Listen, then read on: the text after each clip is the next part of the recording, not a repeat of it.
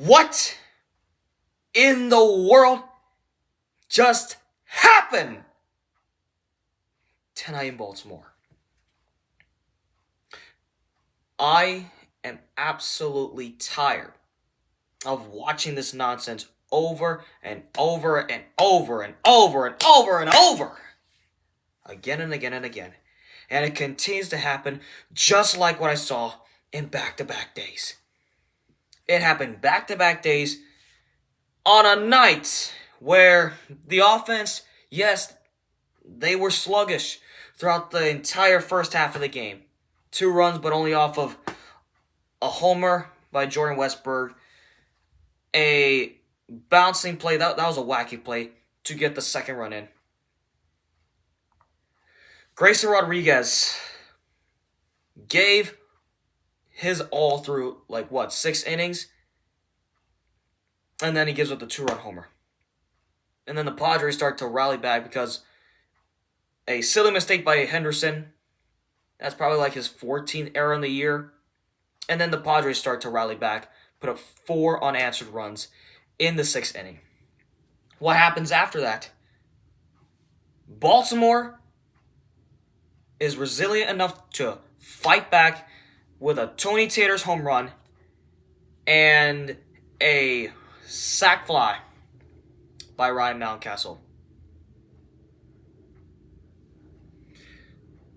Just when we start to cook right here, we're getting momentum back, we head into the 9th inning.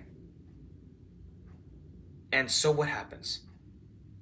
Who does Brandon Hyde send up after getting Dominguez up there for his Orioles debut, which he did decent tonight in the 8th inning? Who does he send up in the 9th inning? Craig bleeping Kimbrel goes out there and screws it over again. This man comes into the game with 6 blown saves. At least it's not worse than, Clay Holmes of the New York Yankees, who, by the way, just screwed that night up for them too in Boston. But, man. Mike Elias, GM of the Orioles, if I was you, I would pull Kimbrel into your office right now after watching what he did throughout the past 2 games now. One in Miami yesterday and then here tonight. If I were you, pull him into your office, tell him to go pack his bags, trade him somewhere else, or DFA him. Designate for assignment. DFA him out of Baltimore in a flash. Because I'm tired of it. Orioles fans are tired of it. The entire city of Baltimore is tired of all the nonsense. And because of that stupid mistake he did tonight, gave up the 2-run homer by Jerickson Profar, who, by the way, had a great night tonight. Credit to him for that. We lost the game 6-4. Because of Craig Kimbrel.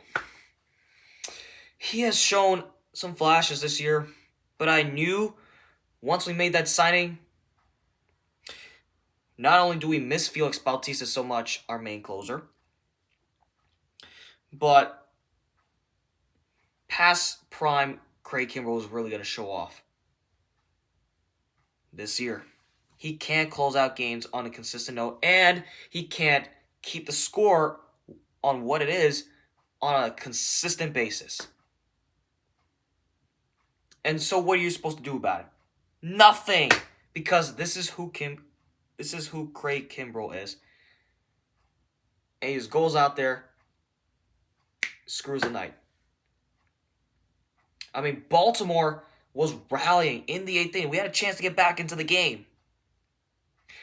Kimbrel got 2 outs. He got 2 outs in the 9th inning.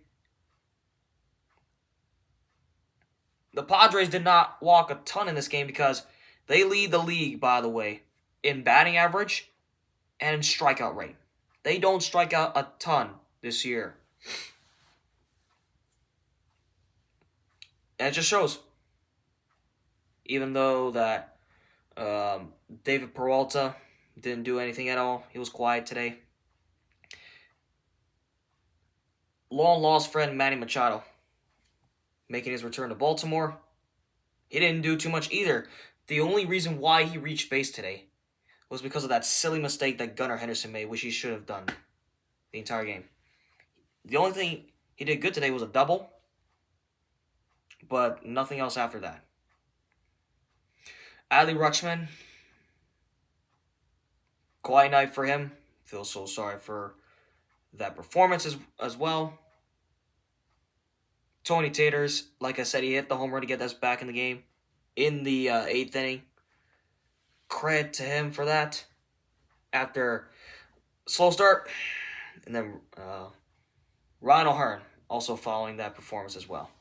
Westberg, Mountcastle, Cowser, these guys stepped their A game up. We finished the night with 8 hits, and obviously that one error by Henderson, which he'll shake it off, guaranteed. But purpose of coming here today, guys, is calling out this closing pitcher situation. Because every single time I watch this team go into the 9th inning, or even extra innings, with a 2-out situation where you need just one out to get us off the field and get the at-bats going. Instead, what happens? A big play happens on the opposition, and it just drains the morale of the team. And I'm 100% sure that no one's feeling happy after this game at all. And I knew coming out of that game in Miami yesterday that we have a lot of work to do, and we still have a lot of work to be done. First things first, I'm encouraging Mike Elias right now to go grab Craig Kimbrel to your office and tell him to go pack up his bags and leave the city of Baltimore. I don't want to see him in a single sight.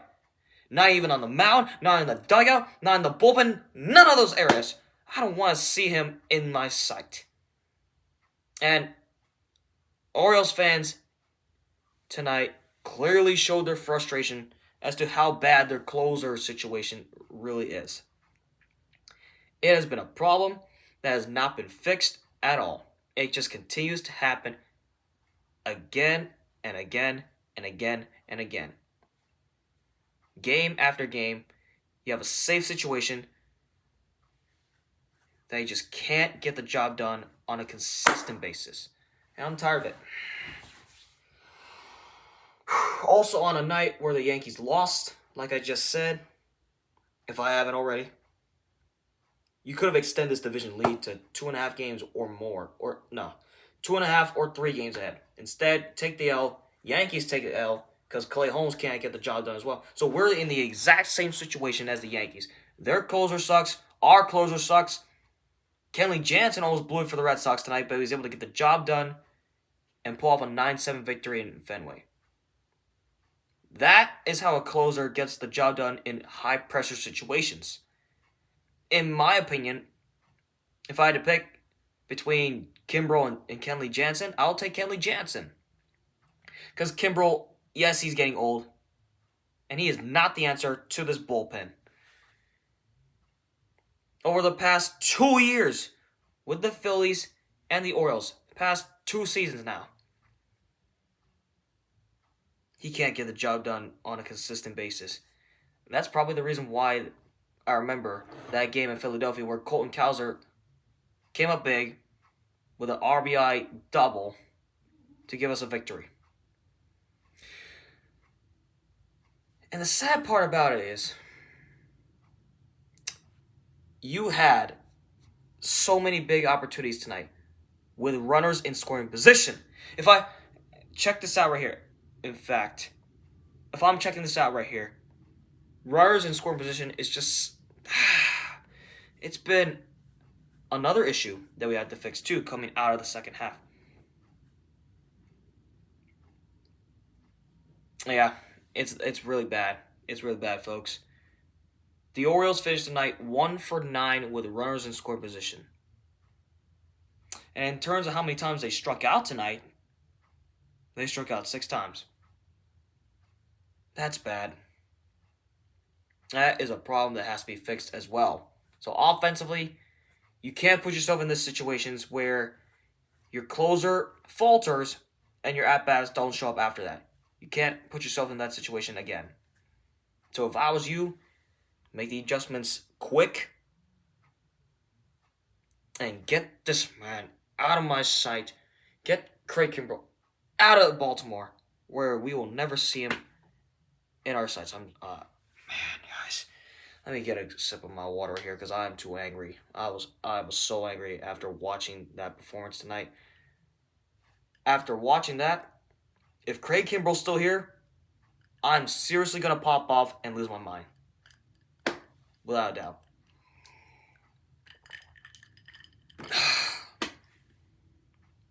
All right, I'm gonna call it here. It's been a long night. It's been a long day. Making those moves before the game with the Austin Hayes trade. It feels like we might have won the trade because Christian Pache showed off his speed. But what I really wanted to see is him going out there in the outfield and being productive as well. Especially at bat too. He was decent for the Phillies last year. As for Sir Anthony Dominguez, he has one heck of an arm, I'm not going to lie. He can throw up to 99 miles per hour, even 100. In fact, he throws the ball so hard, he broke the foul ball netting, which is crazy to see. So we hope he continues to do well for us and helps out the bullpen carry themselves to success. So I'll leave it at that. I'm not going to go too far on this, folks, because it's been a long day. It's a tough loss, as usual, but I don't expect this to be a perfect series for us, obviously, because the Padres, I'll give them credit. Right here, they're fighting for our playoff spot, too. They may be bad in the bullpen position, but their offense looks truly worthy of a high-powered offense that doesn't strike out too much. They don't walk a lot. They just keep on swinging the bats extremely well. And they see the ball good, too. You know, but other than that, Baltimore, get a grip. Come back tomorrow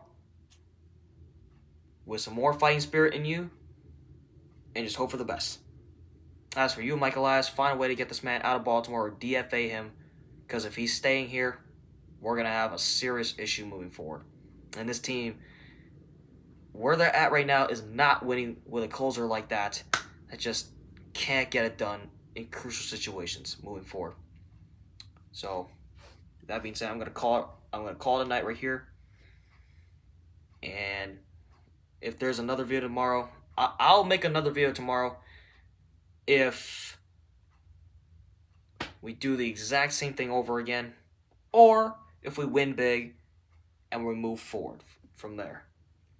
So, that being said, guys, I'm gonna call it a night right here. Y'all take care, and I'll see you in the next video.